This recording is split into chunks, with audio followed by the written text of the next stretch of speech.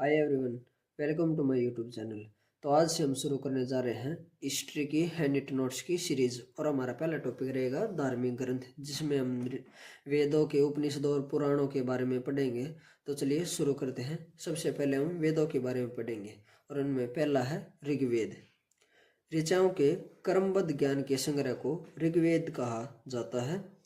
इस वेद से आर्यों के राजनीतिक प्रणाली, इतिहास और ईश्वर की महिमा के बारे में जानकारी मिलती है। ऋग्वेद में 10 मंडल, 1028 सूक्त, 8 अष्टक और 10,462 ऋचाएं हैं। मंत्रों को ही ऋचाएं कहा जाता है। ऋग्वेद के पाठकर्ता को होत्र कहते हैं। अगला पॉइंट है, ऋग्वेद का दूसरा व 7वां मंडल सबसे प्राचीन है। नेक्स्ट पॉइंट, ऋग्वेद का पहला व 10वां मंडल सबसे बाद के हैं। अगला पॉइंट है, ऋग्वेद के तीसरे मंडल में सावित्री को समर्पित गायत्री मंत्र है और इसके 8वें मंडल की हस्तलिखित ऋचाओं को खील कहा जाता है। नेक्स्ट पॉइंट है, इसके 9वें मंडल में देवता सोम का उल्लेख है और ऋग्वेद के 10वें मंडल के पुरुष सूक्त में सबसे पहले वर्ण व्यवस्था को उल्लेख किया गया है। अगला पॉइंट है, ऋग्वेद में इंद्र के लिए 250 तथा अग्नि के लिए 200 ऋचाओं की रचना की गई है। नेक्स्ट है, ऋग्वेद की 5 मान्य शाखाएं हैं। पहली शाकल, दूसरी आश्वालायन, तीसरी मांडुक्य, चौथी संख्यायन और 5वीं वास्कल। नेक्स्ट पॉइंट है, वामन अवतार के तीनों पगों के आख्यान का प्राचीनतम स्रोत ऋग्वेद है। अगला पॉइंट है, ऋग्वेद की सबसे पवित्र नदी सरस्वती थी। इसे नदीतमा कहा गया है और ऋग्वेद में यमुना नदी का 3 बार तथा गंगा नदी का 1 बार उल्लेख मिलता है। अस्तोमा सदगम में ऋग्वेद से लिया गया है। नेक्स्ट पॉइंट है, ऋग्वेद तथा ईरानी ग्रंथ जैन अवस्था में समानता पाई गई है और ऋग्वेद में गाय के लिए ऐगन्य शब्द का प्रयोग किया गया है। अगला है यजुर्वेद। यजुर्वेद के पाठकर्ता को अध्वर्यु कहते हैं। इसमें यज्ञ के नियमों और विधि विधानों का संकलन है। यजुर्वेद एक ऐसा वेद है जो गद्य एवं पद दोनों में लिखा गया है। यजुर्वेद में हाथियों को पालने का उल्लेख है।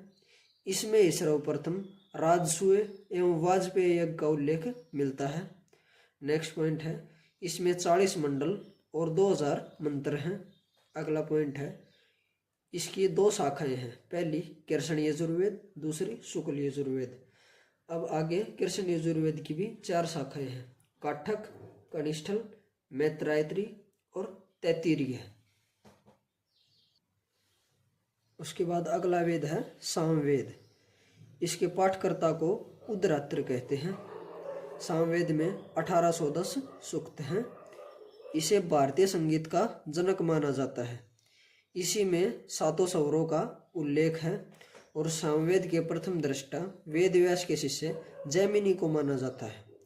इसकी 3 शाखाएं हैं, जैमिनीय जिसे तलवकार भी कहा जाता है, राणायनीय और कोथुम। नेक्स्ट है अपना अथर्ववेद। इसमें तंत्र मंत्र, जादू टोना, भारतीय औषधि एवं विज्ञान संबंधी जानकारी दी गई है। इसे ब्रह्मवेद भी कहा जाता है। इसमें वास्तुशास्त्र का बहुमूल्य ज्ञान उपलब्ध है और अथर्ववेद में कन्याओं के जन्म की निंदा की गई है। अगला पॉइंट है, पृथ्वी सूक्त अथर्ववेद का प्रतिनिधित्व सूक्त माना जाता है।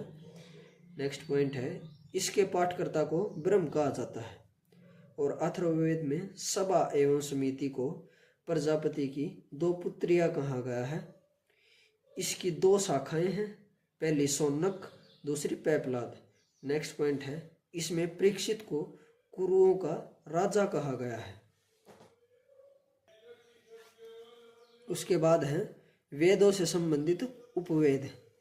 ऋग्वेद का उपवेद आयुर्वेद है, यजुर्वेद का उपवेद धनुर्वेद है, अथर्ववेद का उपवेद शिल्पवेद है तथा सामवेद का उपवेद गंधर्ववेद है। उसके बाद है वेदों से संबंधित ब्राह्मण ग्रंथ। ऋग्वेद के ब्राह्मण ग्रंथ ऐतरेय एवं कोशित की हैं। यजुर्वेद का ब्राह्मण ग्रंथ तैत्तिरीय तथा शतपथ है। अथर्ववेद के ब्राह्मण ग्रंथ गोपथ और सामवेद का ब्राह्मण ग्रंथ पंचवीस है। उसके बाद है वेदांग। वेदांगों की संख्या 6 है। शिक्षा, कल्प, निरुक्त, छंद, ज्योतिष और व्याकरण। उसके बाद है भाई उपनिषद। यह भारतीय दार्शनिक विचारों का प्राचीनतम संग्रह है। इनकी संख्या 108 है, जिनमें से 12 को मूलभूत उपनिषदों की श्रेणी में रखा गया है। सत्यमेव जयते मुंडकोपनिषद से लिया गया है और जाबलोपनिषद में चारों आश्रमों का उल्लेख मिलता है। उसके बाद है आरण्यक। इनमें दार्शनिक एवं रहस्यात्मक विषयों का वर्णन है। इनकी रचना अरण्यों अर्थात वनों में पढ़ाए जाने के लिए की गई थी, इसी कारण इन्हें आरण्यक कहा गया है। उसके बाद है पुराण। पुराणों के रचयिता लोमहर्ष व उनके पुत्र उग्रसर्वा माने जाते हैं। इनकी संख्या 18 है। इनमें मत्स्य पुराण सबसे प्राचीन एवं प्रामाणिक पुराण है और 5 पुराणों कौन कौन से? मत्स्य, वायु, विष्णु, ब्राह्मण तथा भागवत। इनमें राजाओं की वंशावली पाई जाती है। अगर आपको वीडियो अच्छी लगी हो तो वीडियो को लाइक एंड शेयर करें तथा चैनल को सब्सक्राइब करें। Thank you.